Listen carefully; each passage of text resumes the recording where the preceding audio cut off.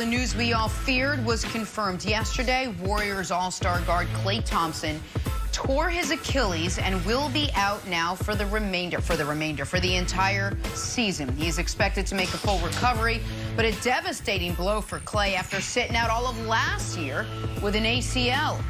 So, Brandon, how do you think this season-ending Achilles tear ultimately impacts Klay's game when he does return?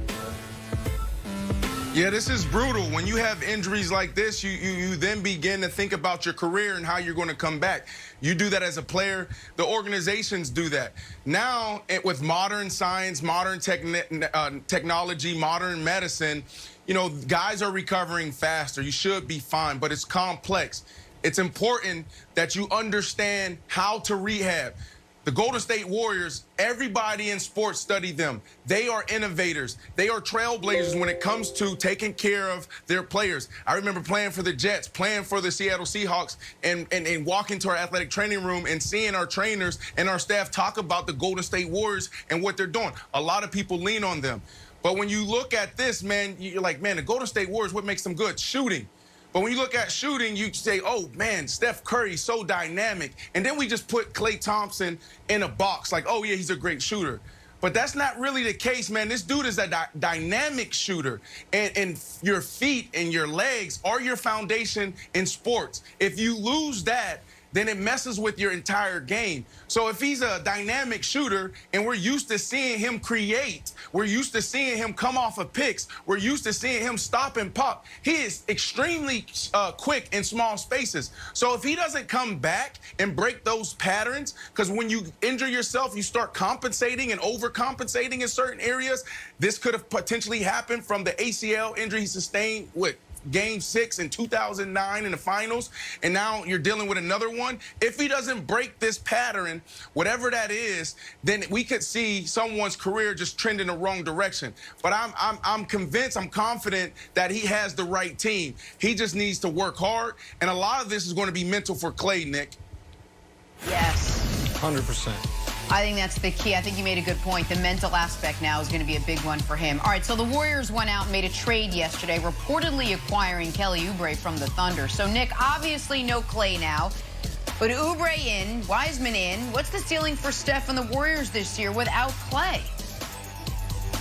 Well, the absolute ceiling is the second round, and that would be contingent on a very favorable first-round matchup. Let me preface this with, pardon me, I thought the Warriors were overvalued before Klay's injury. When I was looking at the Western Conference landscape, clearly, to me, the Lakers and Nuggets were positioned better. I thought the Mavs were going to be better. I even thought the Clippers might be better than them. So before Klay's injury, I thought they were probably going to be about the 5th best team. Now you lose Klay, you bring in Oubre, and any chance of a deep playoff run goes totally out the window. But Wilds, that doesn't mean they're playing for nothing. And the silver lining for their fans and for basketball fans is we might get to see this year what I thought we were going to get to see last year, which is Steph Curry in a different situation than he's ever been in, and to see how he can deal with it. Because the other great point guards of his era have all found themselves in this situation, and they've all made it work to a degree. So the best point guards of the era are Chris Paul, Harden, Russ, and Steph, not in that order. In 2008, Chris Paul was on Hornets team. Second best player was David West. Third best was Peja Stojakovic. They won 56 games. He almost won league MVP. In 2015, Harden was on the Rockets with Dwight, but Dwight only played half the season. Donatas Motiejunas was a starter for that team. They won 56 games, made the Western Conference Finals. 2017, Russ, the first year without KD, before they got Paul George, led the league in scoring, averaged a triple-double, carried them to 47 wins. I think most people, Wilds, have Steph higher on the all-time pyramid than all three of those guys.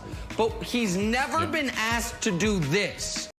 Be the solo act on a team and carry them at least to 45 plus wins in the playoffs, and I'm really interested in seeing, can he do it? Because we know Steph is one of the greatest players ever in the right situation. Now he's in a very tough situation like he would have been in last year, but he broke his hand, so we didn't get to see it. I'm very curious to see how Steph responds to that, Wilds, and what the Warriors look like now when everybody knows Steph is going to have to generate almost all of the offense. So the question is, I think it's less of a question of can Steph do it, right? Because if Steph is in an empty gym, he can knock down shots, Nick. I think the question is, does Steve Kerr want to do it? Does Steph want to do it? Is it where, hey, Klay is down, Durant's gone, let's change our entire style of basketball? Like, I don't think Kelly Oubre's there like, oh, I'm going to the Warriors. And like, oh, we play like the Rockets now? And you just make Steph cook all the points? Well, Chris Paul didn't play like that. Chris Paul found a way to do it.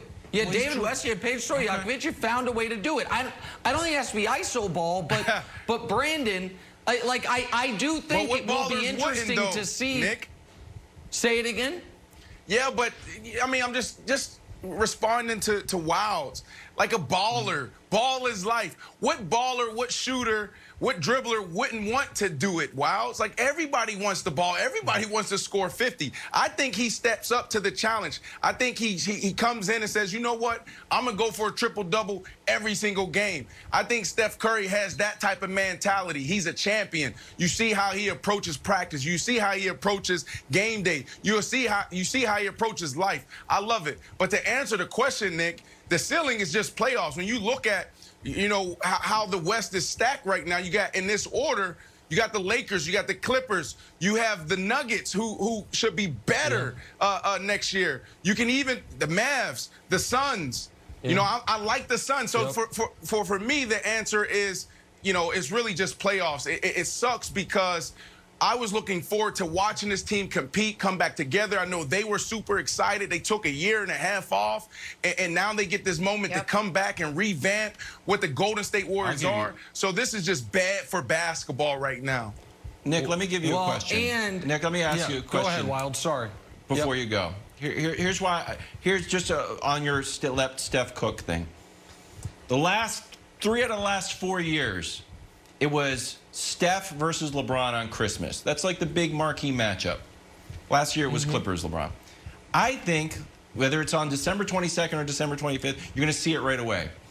Are you going to say, if you're LeBron, you're like, huh, Steph's their only offense. Do you think Steph can get 40 points if the Lakers realize that on Christmas Day? I think he might get 20. I think he'd get 20, 24. Have one of those kind of mediocre playoff games if LeBron lasers in on him. Well, so that's why this is so interesting to me. Because, let's just take Steph and Russ for a moment. Nobody argues Russ is the all-time greater player. Nobody argues that if you put Russ in Steph's spot in Golden State, they would have had more success. Nobody would make that point. Yeah. But now we're going to get to see the counterfactual. We know Russ couldn't have done what Steph did during that dynastic run. Could Steph have done what Russ did, though? Could Steph have carried a team, dragged them to the playoffs with just will of effort, tenacity, and attack? Or is he, as great as he is, uniquely suited for a certain style? Because that is, when we're talking about all-time greats, it's can you do it this way, can you do it that way? That's a question. And the other thing, we don't have time to get into it right now, but when we're talking about Steph, Jenna, Ethan Sherwood-Strauss, who covers this team as closely as anybody, read his article in The Athletic. There's a little Easter egg in there where he alludes to the question of whether or not Steph is going to want to finish his career, he's got 2 years left on his contract, in a rebuilding situation in Golden State. When Golden State's got 4 years and $150 million with Klay, 4 years and $100 million left with Draymond, 3 years and 80-some, $90 million left with Wiggins, that could Steph